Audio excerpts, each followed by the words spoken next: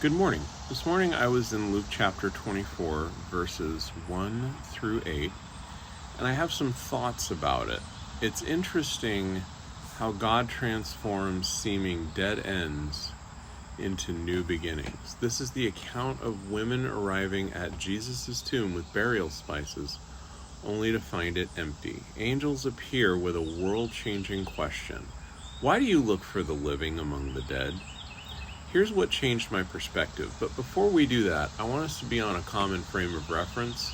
So please, let's pause for a moment. If you haven't read it, let's go ahead and read Luke chapter 24, verses 1 through 8. I'll be here when you're done. The first thing I learned from it is circumstances are going to lie to you. The women showed up to mourn. Their hopes were buried. It seems God's story had ended in defeat, but God had already moved the stone before they even arrived. Secondly, God admitted the legally admissible. Women could not testify in court at this time. They were disqualified from testifying in legal and religious proceedings. Yet God chose women as the very first witnesses of the resurrection, entrusting them with news that would change the world and commanding them to proclaim what the law wouldn't allow. This is both incredibly provocative and deeply comforting. God chooses marginalized people. Faith grows when I remember, not when I see.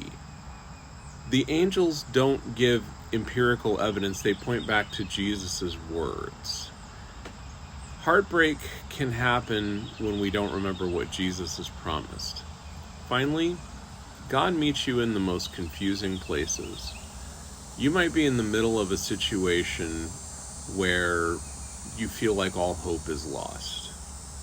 God says you don't have the whole picture. Resurrection happens unexpectedly. So let's stop staring at what's dead and start listening to what Jesus has actually said. There's this real practical hope and the hope of a new beginning.